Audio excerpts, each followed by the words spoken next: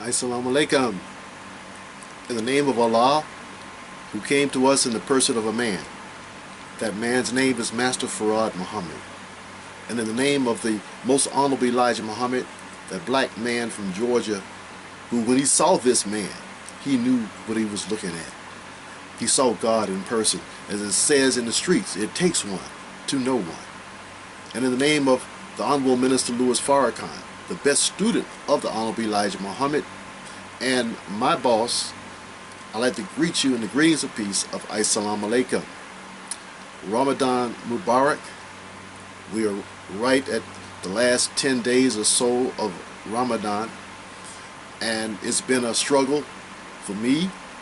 It sure has been a struggle for a lot of people, but we have to endure with patience.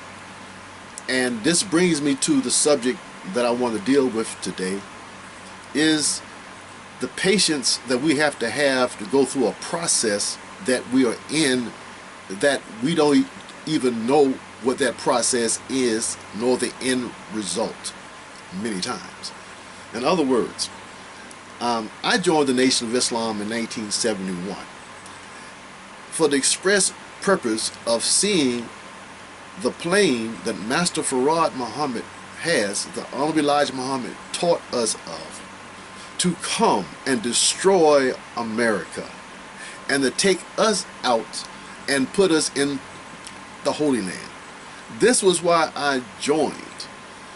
I didn't join to be made into a god. Okay, I didn't know nothing about that.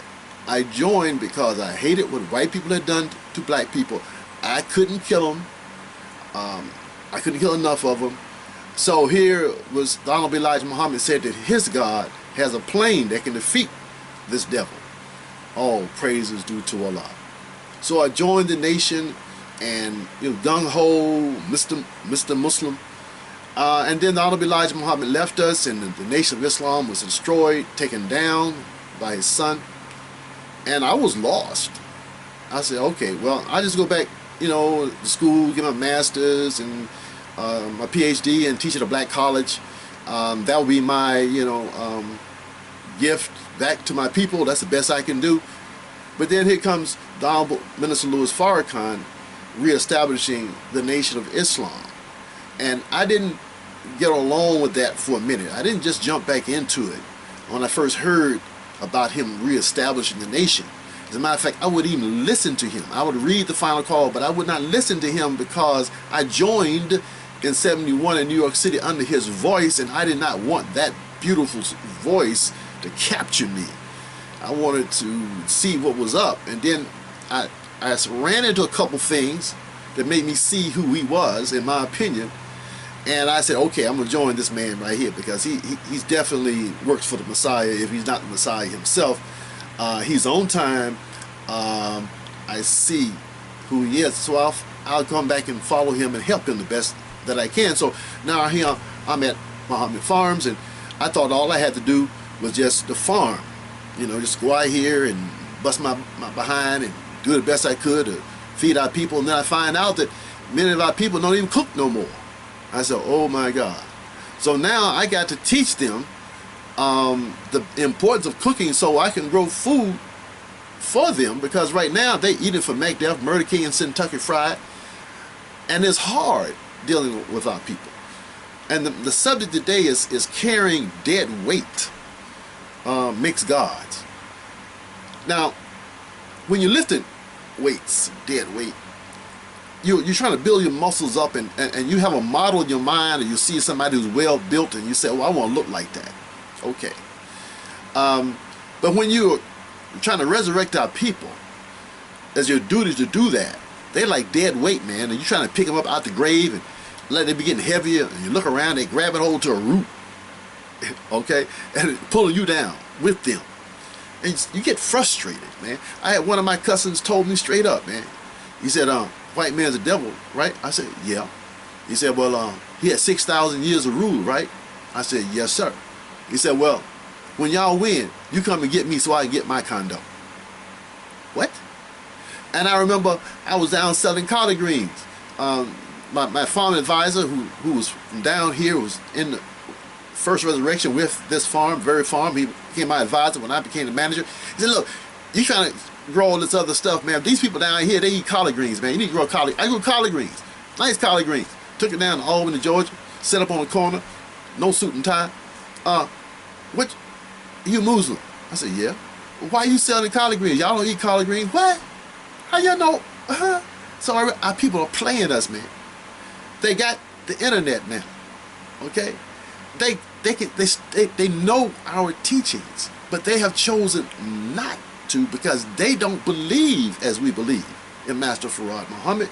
They don't believe that you can beat the white man. They know he's a devil. They know what we talk about, say about him is true, but they don't have the faith in the unseen because they ain't seen the plane yet. It's what shows the plane. Well, of course, when the planes show up, man, it's war, all-out warfare. And of course, everybody's going to bow when they see the power of the plane, okay? But what did Master Fard Muhammad come over here to do? What was he looking for? When he came and met the Honorable Elijah Muhammad in 1931, he had already announced to the world in 1930 that, you know, we are the nation of Islam and he is coming to resurrect us from the dead. And he has a plane that can destroy our enemies. So he had the plane already, so he didn't need us to destroy the enemy. So what did he want with us? At that time, they were lynching us at the rate of every 3 days, lynching a black person. That's what we know of in terms of the records, probably even more than that, and broadcasting it. We were complete subjugation to them. They were raping our women. They was sodomizing our men. They were breaking us down to bow down to them as though they are our God themselves, and we right now are that afraid of them that we accept that they are the God of this planet, and until somebody comes they can take them out. But they only want to see him take him out. But we joined the nation, not seeing the plane, but believing in Master Fard Muhammad and Honorable Elijah Muhammad, and loving the teachings so much, and seeing an example in the Honorable Minister Louis Farrakhan. This example of a man who's beautiful and who's fighting for our people, but who is winning, who backs the white man up, back him down, shut his face up. And so we see him and oh man, that's Farrakhan, man, I want to be like Farrakhan. Oh yeah? Do you know how Farrakhan was made? And by the way, God came to make a nation of gods out of that which was nothing. The whole world have given up on us. Most of our people didn't even know about that we existed. We were nothing. Okay, he said, okay, just as the first one, the Honorable Elijah Muhammad teaches us, the first one started a movement in triple darkness. There was matter there, but that matter did not matter.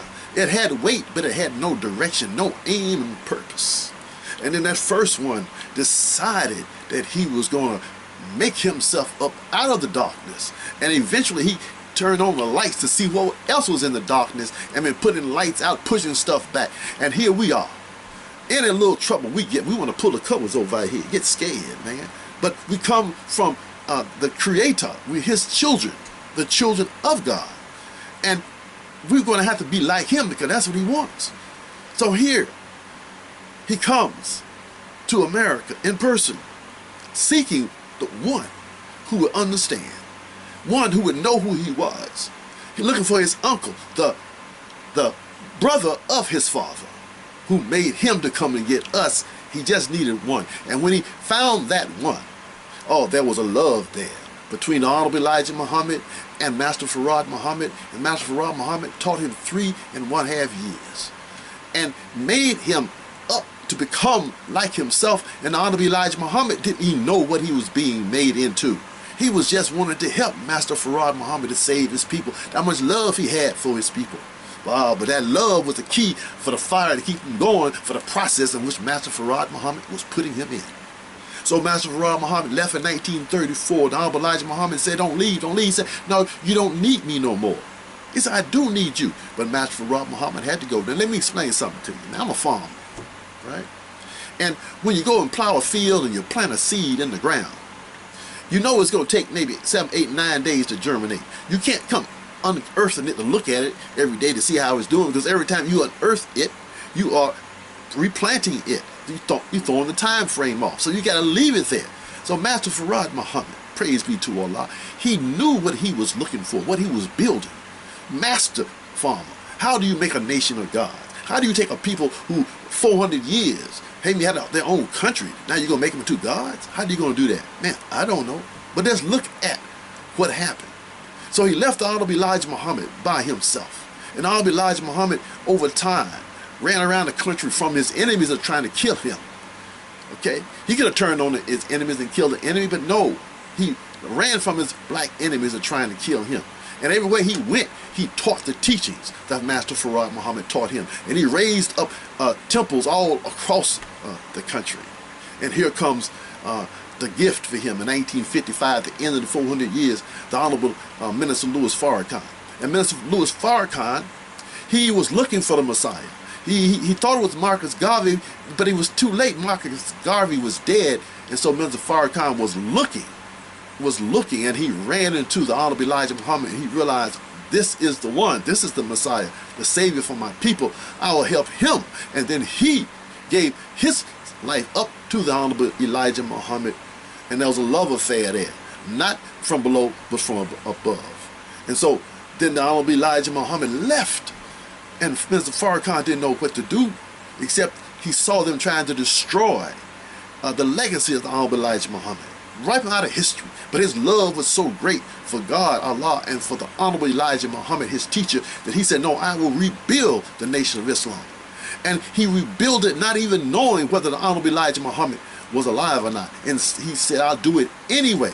Then he realized in 1981 that the Honorable Elijah Muhammad was indeed alive. And then in 1985, he had the vision of the wheel, where he heard the voice of the Honorable Elijah Muhammad. So he knew that he was real. But it wasn't even the point, man. The point is, he built the nation back without even knowing that the Honorable Elijah Muhammad was alive, man, because of his love for the Honorable Elijah Muhammad, man. He believed in the unseen, man. His love was overpowering any other problems he had. The Eastern Muslims offered him money, millions of dollars, to teach Islam, but not mention the Honorable Elijah Muhammad as being the messenger of Allah, not mention Master Fard Muhammad as being Allah in person, the Mahdi, the one that everybody was looking for, to teach Islam from the Holy Quran that we're reading this year, but don't teach that part about Master Fard Muhammad and the Honorable Elijah Muhammad. But Mr. Farrakhan turned those millions of dollars down and went from town to town like the Honorable Elijah Muhammad did for 7 years, starting these study groups all over the country. All praise is due to Allah. So now, here we are. We hear the teaching. We see him, the minister. We join up. We love him. Everywhere he comes, like a life-giving son. And then when he leaves, we are left to fight and toil with our people. And after a while, you get kind of tired, man. What's wrong with these niggas, man? Can't they see this man love us and this white man hate us, man? We got to do for ourselves. But not everybody is ready yet to take that position of being a God. You got to have that love for something that's going to keep you in this struggle. You got to have patience with your people, but more than patience with your people, you got to have patience with yourself. Patience with the process. I didn't come up in here to be no God. I ain't got time for that. But I can't turn back on the Honorable Minister Louis Farrakhan. I got to help him, and to help him, I got to grow. I have to continue to try to study and learn and look at his example and love and fight and work and study and try to figure things out and just keep pushing and pushing myself and pushing others, because I have to keep my word as my bond. But in the process, we're being made into gods. So the people, the dead weight of our people is really making us into gods. And one day, when we build our country, build our nation for real, and we will have the jobs, and we give them a job, give them a place to stay, you know, we treat them better than Master treated them, but they won't be the gods because they didn't go through the process. Good people, But for them, it was basically, they have a beer and they have a baby, look at the football game. That's all they can handle, man. They can't handle the stuff that we in the Nation of Islam got to handle. You got meetings on Monday, meetings on Wednesday, meetings on Friday, meetings on Saturday, meetings on Sundays. You got charity you got to pay. You have to sell your papers, okay? And the sisters have to go out in the public being laughed at and mocked because they're trying to be righteous. And our poor sisters who are forced to go to work because the black man money that he brings in is not enough to take care of the family, so both got to work. So now she can't take care of her children the way she wants to. Now she can't cook the way she wants to. Now she can't keep her house the way she wants to. Everybody's thrown off helter-skelter, and we get tired. Here comes Ramadan, more weight, but it's weight to build us, to build us, to build us, to build us into the God that when we say be, it will be. Be, and it is. That's what we're being made into. The greatest thing you want to do, Mr. Farrakhan has taught us, is to be a creator, to be productive, to have an idea in your mind, and then figure out how to make that idea come into reality. And when you see the reality of your idea that was in your head, but now it is on the ground, you now have become a God. All praise is due to Allah. So family, have patience, man. It's hard. I ain't gonna tell you, man. Oh, man, I be wanting to quit all the time. I be cussing and fussing and everything. But, hey, what am I gonna do? Turn my back on Minister Farrakhan? Turn my back on the Honorable Elijah Muhammad? Turn my back on Master Farad Muhammad? Turn my back on Master Farad Muhammad's father, who went through all of this and he did not have to do it for us? The love that they had for me is what keeps me going. My hatred for the white man got me up in here. But once I learned about the love of Minister Farrakhan, the love of the Honorable Elijah Muhammad, the love of Master Farad Muhammad, the love of his father for me, for us, I said, I'm not going to give up. What am I? I am nothing except to pay them back for the gift of life, of light, to see out of the darkness of this pain. All praises due to Allah for the Honorable Elijah Muhammad, Master Farad Muhammad, his father, and the Honorable Minister Louis Farrakhan. So family, stay in the process, man. Sister, I know it ain't easy. I can't make it easier for you, okay? Because, hey, you in the weight room with God. So lift that dead weight and build yourself into being what God came here to make you. Assalamu alaikum, family.